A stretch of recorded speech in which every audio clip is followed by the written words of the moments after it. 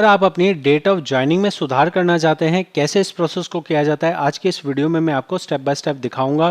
क्या क्या डॉक्यूमेंट लगाए जाते हैं वो भी दिखाऊंगा।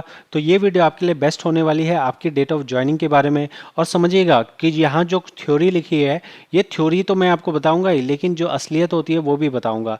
असलियत मैं कैसे जान पाता हूँ, क्योंकि मैं एक कंसल्टेंट हूँ और मैं यहाँ पे as a fees, as a service इसे देता हूँ, और सर्विस के तौर पे मैं आपको भी पर्सनली कंसल्ट कर सकता हूँ। लेकिन अगर आप फ्री ऑफ कॉस्ट जानना चाहें तो इस वीडियो में जो बताया जा रहा है इसको समझिए और इसे अपने अकाउंट में इम्प्लीमेंट करिए। यहाँ पे समझने की बात यह है कि अगर आप अपनी डेट ऑफ ज्वाइनिंग बदलना चाहते हैं तो मैं कहूँगा कि ये एक बहुत ही मुश्किल काम है। इस मुश्किल काम के लिए आपको जो डॉक्यूमेंट चाहिए वो यहाँ पे 4 डॉक्यूमेंट लिखे गए हैं। इन 4 डॉक्यूमेंट में जाने से पहले आप समझिएगा कि आप डेट ऑफ ज्वाइनिंग क्यों बदलना चाहते हैं। मोस्ट ऑफ द टाइम जब डेट ऑफ ज्वाइनिंग बदलने की बात मेरे पास आती है तो वो आती है ओवरलैपिंग की वजह से। जब ओवरलैप हो रहा होता है तब डेट ऑफ ज्वाइनिंग की बात की जाती है। तो आपको मैं निराश नहीं करना चाहता हूं, लेकिन मैं आपको रियलिटी बता दूं कि अगर आप डेट ऑफ ज्वाइनिंग चेंज करना चाहते हैं तो आपको आपकी कंपनी का कंसेंट तो चाहिए ही चाहिए।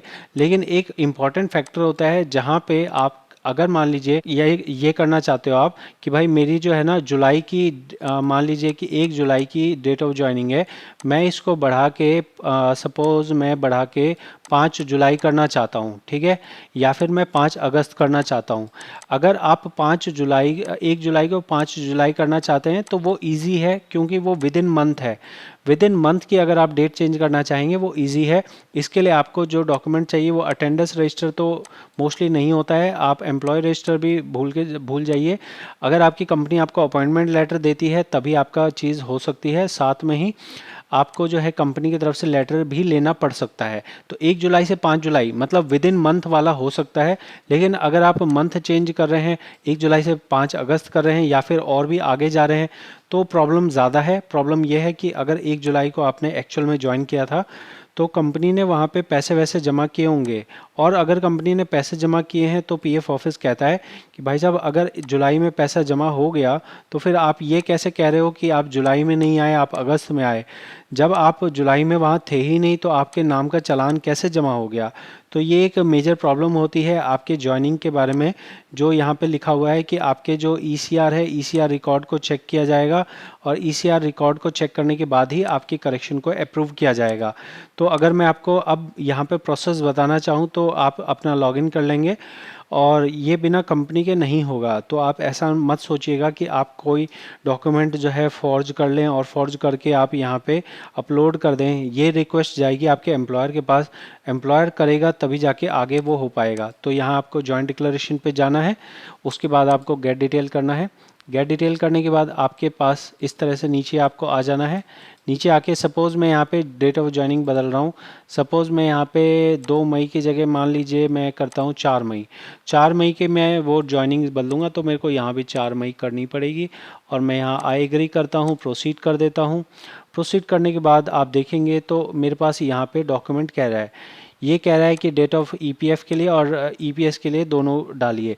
तो यहाँ पे मैं अभी फ़िलहाल आपको एग्जांपल दिखाने के लिए दिखा रहा हूँ कि देखिए मैंने ये सिलेक्ट किया तो ये हमारे ना केवल इस पे चल गया बल्कि यहाँ पे भी चल गया। ठीक है, तो आपके यहाँ पे जो है रिक्वायरमेंट जो है सिर्फ 2 डॉक्यूमेंट की होती है, क्योंकि अगर मेंबर जो है जिंदा है तो उसे सिर्फ 2 ही डॉक्यूमेंट की ज़रूरत होती है। लेकिन ये पीएफ ऑफिस का आईटी सिस्टम बहुत ही बेकार है, बिल्कुल दिमाग नहीं है, और यहाँ पे हर चीज़ के लिए 3 डॉक्यूमेंट मांगे जाते हैं। तो आपको क्या करना है, आपको सिंपली तीसरे डॉक्यूमेंट में अपना आधार कार्ड अपलोड कर देना है, क्योंकि आपके 2 ही डॉक्यूमेंट की रिक्वायरमेंट है। अभी 3 डॉक्यूमेंट अगर आपके पास हो, लाइक आपके पास एम्प्लॉय रजिस्टर हो या अटेंडेंस रजिस्टर हो, तो आप लगा सकते हैं। फ़िलहाल तो मैं यहाँ पे मैंने एक अपॉइंटमेंट लेटर लगाया और साथ में एक नॉर्मल लेटर कंपनी के एंड से लगवा दिया है कि भाई ठीक है, हम जो है बाय मिस्टेक हमसे ऐसा कंट्रीब्यूट हो गया था। अब मैं ये नहीं लगाऊंगा तो मुझे आगे बढ़ने नहीं देगा, इसलिए मैं यहाँ पे रैंडमली कुछ भी लगा देता हूँ और यहाँ पे मैं अपलोड कर देता हूँ। अपलोड कर देने के बाद मुझे आगे बोलेगा कि देखो आप अभी ये बदलाव कर रहे हैं, अभी ये डिटेल अवेलेबल है, आप ये चेंज करना चाह रहे हैं, आप देख लीजिए, समझ लीजिए, और आपकी रिक्वेस्ट को आप आगे अपने अप्रूवल दे दीजिए।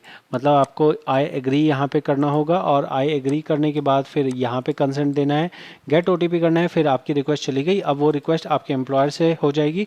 एम्प्लॉयर से हो जाने के बाद इसे 10 से 15 दिन के अंदर में आप मान सकते हैं कि पीएफ ऑफिस भी कर देगा। और उसके बाद आपके सर्विस रिकॉर्ड में व्यू में जाके सर्विस हिस्ट्री पे आप देखेंगे, यहाँ पे भी आपको नज़र आएगा। और जो आपके जॉइंट डिक्लेरेशन की रिक्वेस्ट है वहाँ पे भी एक्सेप्टेड बाय फील्ड ऑफिस लिखा आ जाएगा।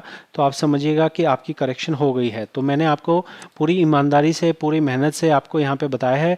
अब आप इस चैनल को सपोर्ट कर सकते हैं सब्सक्राइब करके। साथ में ही अगर आपका इस वीडियो से काम हो तो आप इसे आर्थिक मदद भी कर सकते हैं। जो हमें YouTube से प्राप्त होता है वो सिर्फ 4 या 5 पैसे मिलते हैं।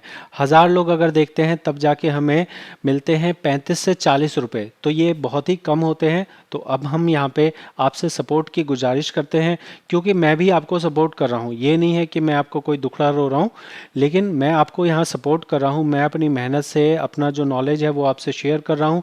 अगर इस मेहनत और नॉलेज से आपका काम हो और आप में इतनी ईमानदारी हो तो आप इस चैनल को भी सपोर्ट कर सकते हैं सब्सक्राइब करके। और साथ में ही आर्थिक तौर पे भी कोई भी आप कंट्रीब्यूट कर सकते हैं। यूट्यूब से तो बेहतर ही होगा ना, जहाँ पे 5 पैसा मिलता है या 4 पैसा मिलता है। तो आप इसे ज़रूर सपोर्ट कीजिए। मैं मिलूंगा आपसे अगली वीडियो में। बहुत बहुत धन्यवाद।